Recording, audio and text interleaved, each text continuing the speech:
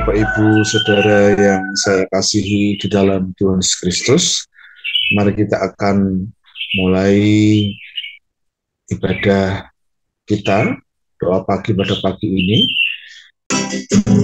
Di setiap nafas ku berduka, di setiap langkah ku berduka, kering dan hujan ku berduka. Ada sih. Ya.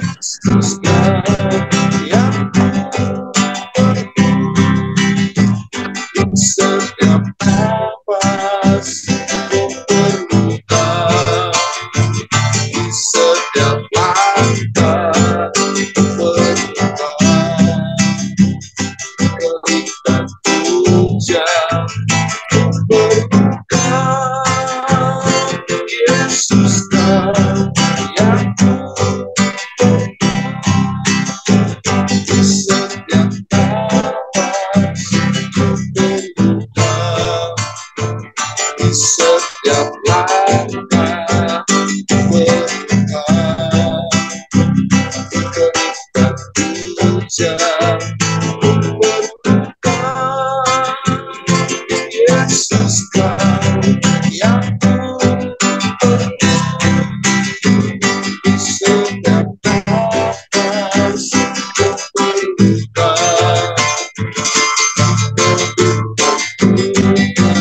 ku berduka, kering dan hujan ku berduka. Yesus yang Yesus yang Yesus yang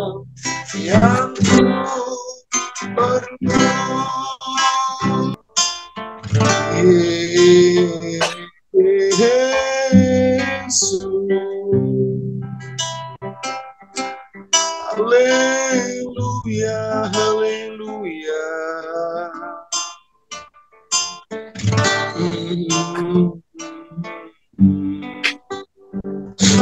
Haleluya.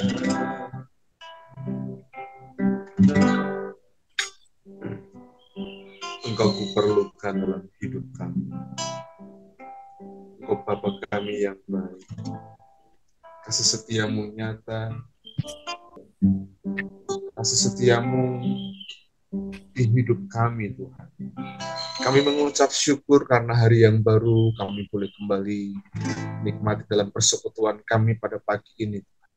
Biarlah kasih setia Tuhan memampukan kami untuk kami boleh terus ada dalam kasih dan kemurahan Tuhan dinyatakan dalam kehidupan kami.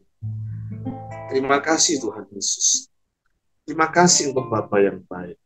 Kami mengucap syukur. Kami akan dengar firman-Mu pada pagi ini ya Bapa.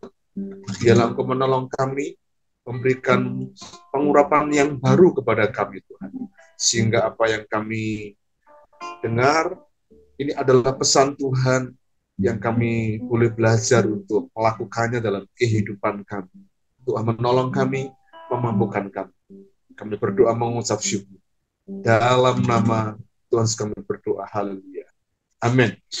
Mari kita akan kembali belajar firman Tuhan pada pagi ini. Kita akan kembali belajar firman Tuhan. Kita belajar dari kitab Injil Yohanes, pasal yang ke-21. Yohanes pasal 21. Kita akan lanjutkan pembelajaran kita tentang bagaimana Yesus itu meneguhkan panggilan para murid untuk mengerjakan tugas dan tanggung jawab di tengah dunia ini, mengerjakan apa yang Tuhan Yesus kerjakan, karena dalam peristiwa ini, sebentar lagi setelah Yesus meneguhkan para murid, Yesus akan naik ke surga, dan yang mengerjakan tugas pelayanan di muka bumi ini adalah para murid. Dengan ditugaskannya para murid itu juga menjadi sebuah representasi bahwa gerejanya itu juga hari-hari ini mengerjakan tugas dan tanggung jawab Yesus untuk melayani di tengah dunia ini. Pertanyaannya, siapakah gereja itu? Gereja adalah orang percaya, kita yang telah ditebus oleh Kristus, yang telah dipanggil keluar dari gelap menuju ke terang Allah. Puji nama Tuhan. Mari kita akan baca dan perhatikan dari kitab Injil Yohanes pasal 21 ayat 7 sampai dengan ayat yang ke-14. Demikian firman Tuhan. Maka murid yang dikasihi Yesus itu berkata kepada Petrus, "Itu Tuhan." Ketika Petrus mendengar bahwa itu adalah Tuhan, maka ia mengenakan pakaiannya, sebab ia tidak berpakaian, lalu terjun ke dalam danau. Murid-murid yang lain datang dengan perahu karena mereka tidak jauh dari darat. Hanya kira-kira 200 hasta saja. Dan mereka menghela jala yang penuh ikan itu. Ketika mereka tiba di darat, mereka melihat api arang dan di atasnya ikan dan roti. Kata Yesus kepada mereka, "Bawalah beberapa ikan yang baru kamu tangkap itu." Simon Petrus naik ke perahu, lalu menghela jala itu ke darat, penuh ikan-ikan besar, 153 ekor banyaknya, dan sungguh pun sebanyak itu jala itu tidak koyak. Kata Yesus kepada mereka, "Marilah dan sarapanlah." Tidak ada di antara para murid itu yang berani bertanya kepadanya, "Siapakah engkau?" Sebab mereka tahu bahwa ia adalah Tuhan. Yesus maju ke depan mengambil roti dan memberikannya kepada mereka. Demikian juga ikan itu. Itulah ketiga kalinya Yesus menampakkan diri kepada para muridnya sesudah ia bangkit dari antara orang mati. Amin. Puji nama Tuhan. Diberkatilah setiap kita yang selalu membaca dan merenungkan firman Tuhan di dalam kehidupan kita. Bapak Ibu Saudara yang dikasihi oleh Tuhan, mari kita akan sama-sama belajar firman Tuhan dari perikop yang kita baca pada pagi ini. Ya, kalau kita memperhatikan baik-baik, ini adalah peristiwa bagaimana Yesus juga meneguhkan murid untuk mengerjakan panggilan mereka di tengah dunia ini. Nah, kita revisi sejenak. Pada pembelajaran hari Selasa yang lalu, kita belajar tentang Yesus bagaimana meneguhkan panggilan para murid untuk mengerjakan tugas panggilan mereka, ya, bukan menjadi penjala ikan tapi penjala manusia. Ya, ada beberapa alasan yang kemarin kita belajar dari perikop bagaimana Yesus meneguhkan panggilan pada para murid, dan yang kedua kemarin kita belajar Yesus meneguhkan panggilan mereka dengan cara apa? Membuktikan bahwa dia itu berkuasa, ya, dia itu berkuasa. Nah, untuk mengalami kuasa Tuhan juga ada beberapa alasan yang saya kemukakan kemarin. Dan pagi ini kita akan belajar tentang bagaimana panggilan Yesus itu yang meneguhkan para murid, dan Yesus membuktikannya bahwa dia itu adalah Tuhan, ya. Dia membuktikan, Yesus itu membuktikan bahwa dia adalah Tuhan. Nah, kalau kita perhatikan buktinya, ini pernyataan dari seorang yang bernama Yohanes, murid yang dikasihi oleh Tuhan. Yesus ini mengatakan bahwa itu Tuhan. Ya. Kemudian juga Petrus memberikan rasa hormatnya dengan mengenakan baju dan terjun ke dalam danau. Dan di ayat terakhir itu tadi juga kita menjumpai bahwa di antara para murid tidak ada satu orang pun yang bertanya-tanya kepada Yesus, "Siapakah engkau?" Sebab mereka mengakui bahwa Yesus itu adalah Tuhan. Nah, kalau Yesus itu adalah Tuhan, bahasa aslinya itu kurios, penguasa atas kehidupan kita, atas kehidupan manusia, maka ini sebetulnya menjadi sebuah hal penting untuk kita perhatikan baik-baik. Karena pengakuan kita terhadap sesuatu itu menunjukkan tentang bagaimana iman kita, ya. Kalau kita itu mengakui itu adalah Tuhan, maka keyakinan kita, pengakuan kita itu tentang Yesus adalah Tuhan, itu membuktikan bahwa seberapa besar sih kita itu dapat mengenal satu pribadi yang menjadi penguasa atas kehidupan kita. Kalau Yesus itu adalah penguasa atas kehidupan kita, dia kurios atas kehidupan kita, maka itu juga akan mempengaruhi perjalanan iman kita, perjalanan hidup kita. Kita nggak akan lagi dikuasai oleh ego kita nggak akan dikuasai oleh segala sesuatu yang bersifat duniawi, tentang keuangan, nafsu, dan sebagainya, karena kita tahu bahwa keyakinan kita mengakui bahwa Dia adalah Tuhan, penguasa atas kehidupan kita. Nah, yang menjadi persoalan dalam kehidupan kita hari-hari ini, ada banyak orang-orang Kristen, ada banyak orang-orang percaya, bahkan ironisnya adalah hamba-hamba Tuhan. Mereka adalah orang-orang yang tidak lagi dikuasai oleh Yesus yang sebagai penguasa atas kehidupan mereka, sebagai kurios atas kehidupan mereka, tapi mereka dikuasai oleh hal-hal yang bersifat duniawi. Bukan karena hal-hal duniawi itu kita nggak butuh, misalnya kita nggak butuh rumah, kita nggak butuh uang, kita nggak butuh hal-hal yang bersifat duniawi, kita tetap butuh. Tapi ada banyak orang-orang percaya ada hari-hari ini yang memberikan skala prioritasnya itu berbeda, ya. Tuhan yang diakui sebagai kurios itu harusnya ditempatkan di posisinya, di prioritas yang pertama. Tapi ada banyak orang-orang percaya, ada banyak orang-orang Kristen, bahkan ada banyak hamba-hamba Tuhan yang menyebut dirinya pendeta, yang menyebut dirinya pastor. Mereka tidak bisa menempatkan penguasa hidupnya itu nomor satu, memberikan skala prioritasnya untuk Tuhan. Hal ini mari kita sama-sama perlu hati-hati, Bapak Ibu Saudara yang dikasihi Tuhan. Karena kalau kita tidak menempatkan Tuhan sebagai penguasa atas kehidupan kita, berarti kita perlu belajar lagi untuk mengevaluasi dari apa yang menjadi keyakinan kita, pengakuan kita. Ya.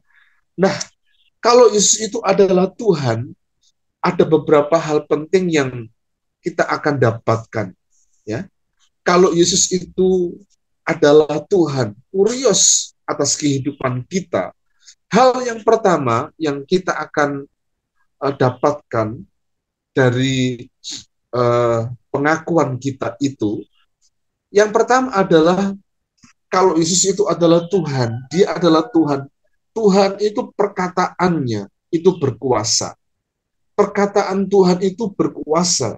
Ya, kalau kita perhatikan dalam kitab Kejadian, semua hal yang terjadi di dunia ini, ya langit, bumi dan sebagainya, itu terjadi oleh karena perkataannya. Jadi perkataan Tuhan itu berkuasa. Dan dalam perikop ini jarak 200 hasta dari darat ini menjadi hal yang mustahil. Mengapa? Jarak 200 hasta dari darat itu paling ya sekitar 10 sampai 15 menit. Dan di situ pasti tidak dalam danau itu. Kalau laut itu berarti nggak dalam. 200 hasta itu sekitar ya 200 meter gitu, atau 200 hasta itu ukuran ini dari ujung dari siku lutut, siku tangan kita sampai ke ujung tangan kita ini satu hasta, ya. Jadi bisa dibayangkan mungkin hanya ya sekitar 200 meteran begitu. Jadi tidak jauh dari darat, dan itu kedalamannya tidak signifikan. Dan kalau kedalamannya tidak signifikan, tidak dalam, maka di situ mungkin juga tidak dihuni oleh ikan-ikan besar. Tapi pernyataan Yesus, tebarkanlah jalamu di sebelah kanan perahumu, gitu ya. Mereka menebarkan jala itu.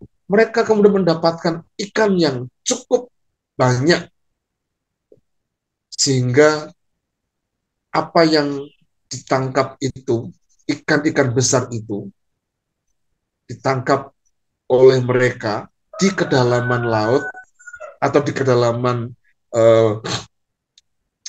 danau yang tidak cukup dalam, paling ya 2-3 meteran, tidak ada mungkin, karena jaraknya cukup pendek 200 hasta. Tapi ini yang terjadi, oleh karena perkataan Tuhan, tebarkanlah jalamu di sebelah kanan perahumu, dan sepanjang malam mereka telah menangkap ikan, dan mereka ini bukan nelayan yang kemarin sore, tapi mereka ini adalah nelayan-nelayan yang berpengalaman, tidak mendapatkan apa-apa sepanjang malam. Mungkin sekitar danau itu juga telah dibuat mencari ikan, karena sepanjang malam berarti ada sekitar 8 sampai 12 jam begitu mereka menebarkan jala tapi nggak mendapatkan apa-apa. Tapi baru perkataan Tuhan yang mengatakan tebarkan jalamu di kedalaman 200 hasta itu, di situ mereka kemudian mendapatkan ikan-ikan besar yang ditangkap. Ya, dikatakan di ayat ini. Maka murid yang dikasih Yesus itu berkata kepada Petrus, itu Tuhan. Ya, ketika Petrus mendengar hal itu, yang mengenakan pakaiannya, ayat 8, murid-murid yang lain datang dengan perahu karena mereka tidak jauh dari darat, hanya kira-kira 200 hasta. Mereka menghela jala penuh ikan itu. Wow, luar biasa. Karena perkataan Yesus itu berkuasa, maka murid-murid itu melakukan seperti apa yang dikatakan oleh Yesus, dan mereka mendapatkan sejumlah ikan besar, sampai dikatakan dalam ayat 8 tadi itu, mereka menghala jala yang penuh ikan itu di kedalaman yang tidak dalam, jarak dari darat 200 hasta. Karena apa? Perkataan Yesus itu berkuasa. Perkataan Yesus itu berkuasa. Nah, kalau perkataan Yesus itu berkuasa, mari kita sebagai orang percaya juga mempercayai akan perkataan Yesus. Apa perkataan Yesus? Firman-Nya. Firman-Nya itu berkuasa mengubahkan. Firman-Nya itu berkuasa mencelikkan. Firman-Nya berkuasa untuk membuat segala sesuatunya menjadi baik. Ya. Dan kalau dikatakan perkataan Yesus begitu, maka kita pun juga perlu hati-hati dengan perkataan kita, karena perkataan kita itu berkuasa juga. Jadi kalau kita mengatakan hal-hal yang negatif, bisa jadi itu akan jadi. Karena itu kita perlu hati-hati dengan perkataan kita, karena perkataan kita itu berkuasa seperti Tuhan berkuasa atas kehidupan kita. Nah, yang kedua sekarang, kalau Yesus itu adalah Tuhan, ya, kalau Yesus itu adalah Tuhan, mari kita juga belajar ini. Dia itu memberikan sebuah proteksi pada berkat yang Tuhan berikan kepada kita. Sebuah proteksi berkat. Sehingga di dalam ayat selanjutnya, ayat 11 itu kan mengatakan, ya, Simon Petrus naik ke perahu, lalu menghela jala itu ke darat, penuh ikan-ikan besar, 153 ekor banyaknya, dan sungguh pun sebanyak itu. Perhatikan, jala itu tidak koyak. Sungguh pun sebanyak itu, jala itu tidak koyak. Nah, mengapa? Karena ada ini, ada proteksi. Jala itu nggak koyak. Proteksi itu perlindungan. Nah, jala itu nggak koyak, dan ini bicara tentang proteksi berkat. Kalau Tuhan memberkati kita, tidak akan pernah ada kebocoran. Ya, kalau Tuhan sedang memberkati seseorang, maka tidak akan pernah ada kebocoran. Dan kalau bicara tentang proteksi, mungkin hari-hari ini kita mendengar, dan mungkin beberapa kita juga pernah mengikutinya, tentang proteksi, perlindungan, ya, proteksi jiwa, proteksi kendaraan, ya, ada asuransi, gitu ya. Memang ada beberapa asuransi yang memang qualified, ya, karena sebetulnya yang qualified itu adalah bukan agen-agen yang mencoba untuk memasarkan proteksi itu, ya. Tapi yang bermasalah itu adalah agen-agen yang sebetulnya punya politik, kok boleh saya bilang, politik yang untuk menguntungkan dirinya sendiri gitu, sehingga ada banyak asuransi-asuransi yang abal-abal gitu ya, kalau boleh saya bilang. Nah, karena itu mari kita belajar untuk hal ini, ya, seperti halnya para murid yang mengalami bagaimana jala itu tidak koyak, itu bicara tentang berkat Tuhan yang diberikan kepada kita dan tidak pernah mengalami kebocoran. Ada sebuah perlindungan. Siapa yang melakukannya? Tuhan. Di Alkitab ada satu cerita tentang Ayub. Kita semua tahu cerita itu. Ayub dikenal sebagai seorang yang sangat kaya raya. Ya, seorang yang sangat kaya raya, bahkan kaya banget. Dan betul-betul Tuhan membuat kaya, melindungi kekayaannya, melindungi harta bendanya itu karena memang Ayub ini hidup benar, hidup salah. Tapi suatu saat Ayub ini diizinkan diuji oleh Tuhan. Maka iblis datang kepada Tuhan, ya wong hartanya kamu lindungi, coba kalau hartanya itu kamu ambil, dia pasti akan mengutuki engkau. Tuhan berpesan kepada iblis, kepada setan, silakan kamu sentuh hartanya, kekayaannya, tapi jangan sekali-kali sentuh nyawanya. Dengan kata lain, iblis diizinkan untuk menguji Ayub. Betul, dalam waktu satu malam kekayaannya Ayub itu habis ludes, habis, keluarganya, 10 anaknya meninggal, bahkan istrinya mengutuki dia. Tapi Alkitab mengatakan tidak ada satu perkataan Ayub yang membuat Tuhan berduka karena Ayub mengutuki Tuhan. Tidak ada. Karena apa?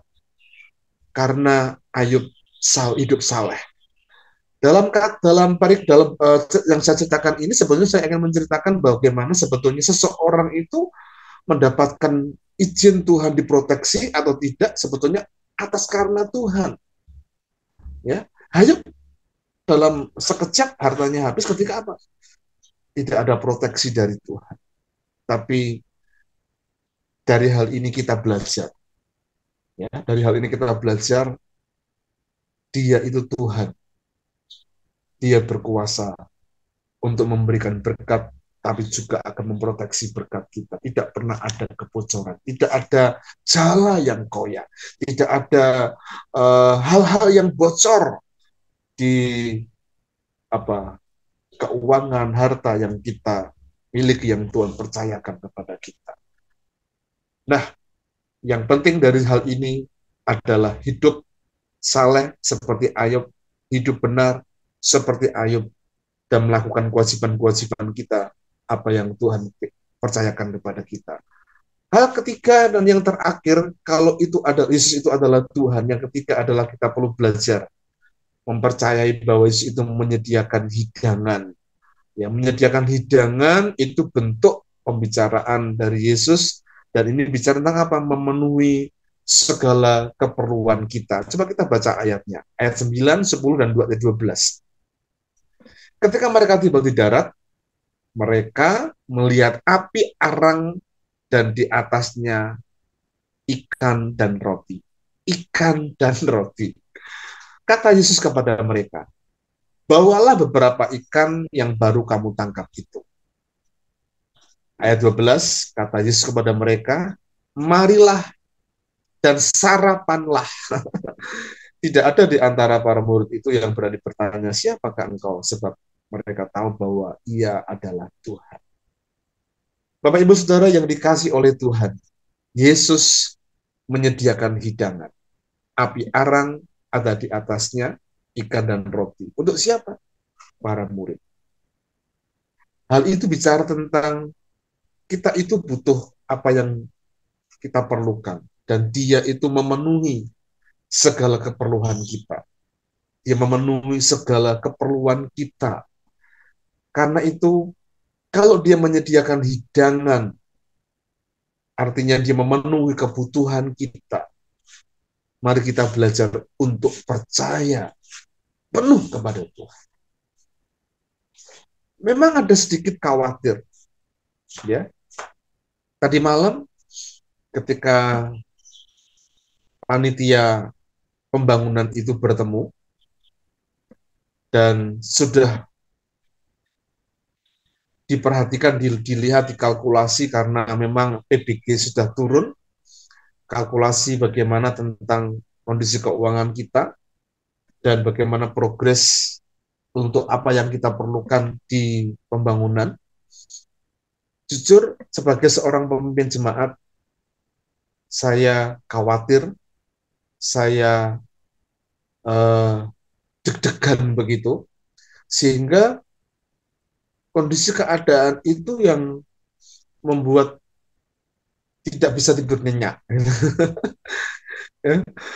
Kalau pada peristiwa-peristiwa sebelumnya, ada peristiwa-peristiwa yang sebelumnya itu tentang pembangunan kan sempat dipanggil ke Distaru, menghadap ke Spangpol, ya, menghadap teman-teman di FKUB dan sebagainya. Itu sebetulnya juga bagian dari deg-degan yang saya alami. Tapi puji Tuhan, semuanya berjalan dengan lancar dan kita nggak pernah memperkirakan secepat itu, ya. Karena menurut salah satu teman pelaksana kita, Propur, ini termasuk cepat, Pak Iyer, cepat gitu. Apalagi kalau berhubungan dengan pemerintah, wah, cepat ini. Ya, puji Tuhan, Bapak Ibu Saudara. Tapi ini dibuat deg-degan karena dalam waktu 2 minggu ini itu akan dilaksanakan pengecoran, ya, pengecoran lantai dasar itu kemudian naik buat slope atau strukturnya begitu, terutama di lantai 1. Saya tegaskan kepada mereka, ayo kita melangkah dengan iman, kita yakini karena memang ini Tuhan yang mempunyai pekerjaan. Demikian juga yang saya sampaikan kepada kita, Tuhan yang mempunyai pekerjaan. Ada kekhawatiran, iya. Ada deg-degan, iya. Tapi mari kita belajar dari perikop yang kita baca pada pagi ini. Kalau Yesus adalah Tuhan, dia menyediakan hidangan, dia juga akan menyediakan apa yang menjadi keperluan kita. Bahkan keperluan yang bersifat pribadi pun Tuhan berikan. Apalagi untuk keperluan yang bersifat komunitas bersama-sama. Tuhan pasti turut campur tangan, bekerja dengan kuasa Tuhan, menolong, memberkati kita. Karena itu di kesempatan-kesempatan yang akan datang, saya akan ajak teman-teman panitia untuk berdoa bersama-sama, melakukan sesuatu yang memang akan membuat kita itu yakin, gak deg-degan, berdoa bersama-sama. Nah, biarlah apa yang saya sampaikan ini akan jadi berkat buat kita semua, Bapak Ibu Saudara yang dikasihi Tuhan, buat kita semua, sehingga pengalaman-pengalaman kehidupan semakin ditambahkan. Dia adalah Tuhan. Mari kita belajar untuk mempercayai bahwa Dia adalah Tuhan. Dia akan menolong kita, memberikan kepada kita sebuah kemampuan. Dia perkataannya berkuasa. Bahkan berkat yang kita terima akan diproteksi. Dan yang terakhir kali kita belajar, Dia berkuasa untuk menyediakan segala kebutuhan yang kita perlukan. Amin. Puji nama Tuhan. Mari kita akan datang kepada Tuhan dalam doa. Bapa di surga, kami mengucap syukur untuk firman-Mu pada pagi ini, Bapak. Biarlah firman-Mu akan terus menjadi rema dalam hidup hati kami. Firman-Mu berkuasa atas kehidupan kami. Karena itu Tuhan, ajar kami untuk kami terus mempercayai Engkau dengan sungguh-sungguh. Kami tahu Engkau adalah Tuhan, penguasa atas kehidupan kami. Engkau kurios atas kehidupan kami. Ajar kami Tuhan. Ajar kami untuk memahami akan hal itu. Berkati seluruh umat Tuhan, jemaat RBC yang Kau kasihi. Berkati mereka semua yang ada dalam pergumulan. Engkau turut campur tangan. Engkau memberkati mereka, menyembuhkan yang sakit, menghiburkan yang susah, menolong yang mereka mengalami jalan-jalan buntu, memberikan pemenuhan dari apa yang menjadi keperluan kami semua. Kami percaya Tuhan, Engkau menolong, memberkati seluruh umat Tuhan, jemaat RBC yang Engkau kasih. Bahkan umat Tuhan yang Engkau kasih, dimanapun mereka berada. Kasih Tuhan dilimpahkan dalam kehidupan mereka. Berkat Tuhan ada pada kami semua. Berkati untuk pembangunan gedung gereja RBC Tuhan. Kami bersyukur untuk PBG yang telah turun, kami bersyukur untuk dana yang telah siap, kami bersyukur dengan mata iman kami melihat tangan Tuhan yang perkasa, menolong kami semua, memberkati kami semua. Ini doa kami Bapa, berkati Tuhan untuk pengerjaan dari proyek ini. Kami mau menyerahkan sepenuhnya ke dalam tangan kasih dan kemurahan Tuhan. Biarlah Engkau menolong kami Bapa. Kasih Tuhan memberkati, menaungi kami semua, dilimpahkan dalam kehidupan kami semua. Terima kasih Tuhan Yesus, Engkau sangat baik. Engkau teramat baik dalam hidup kami. Kami bersyukur mempercayakan segenap keberadaan diri kami ke dalam tangan kasih dan kuasa Tuhan. Terima kasih Bapa, terima kasih. Terima kasih Tuhan Yesus. Engkau sangat baik, Engkau teramat baik di dalam kehidupan kami. Kami mengucap syukur. Terima kasih Tuhan, terima kasih. Berkat Tuhan melimpah atas kehidupan kami semuanya, atas kehidupan rumah tangga kami, pekerjaan kami, bahkan seluruh aktivitas kami hari ini. Tuhan campur tangan dalam nama Yesus Kristus. Mari Bapak Ibu yang dikasihi Tuhan, kita angkat kedua belah tangan kita. Terimalah berkat Tuhan. Tuhan memberkati engkau dan melindungi engkau. Tuhan menghadapkan wajahnya yang kudus kepadamu dan seraya memberikan berkat sukacita. Berkat yang sejahtera dimakan dalam kehidupan kita semuanya. Engkau akan menjadi kepala dan bukan ekor, dan hidup mengalami kehidupan yang diberkati oleh Tuhan. Seperti pohon yang ditanam di tepi aliran yang harus menghasilkan buah. Demikianlah hidupmu diberkati oleh Tuhan dari sejak pagi ini, besok, bahkan sampai kepada Maranatha. Kristus Yesus datang kedua kali menjemput kita semua. Di dalam berkat nama terus kami berdoa mengucap syukur. Haleluya. Amin. Tuhan berkati kita semuanya. Shalom, selamat pagi. Tuhan berkati kita semuanya.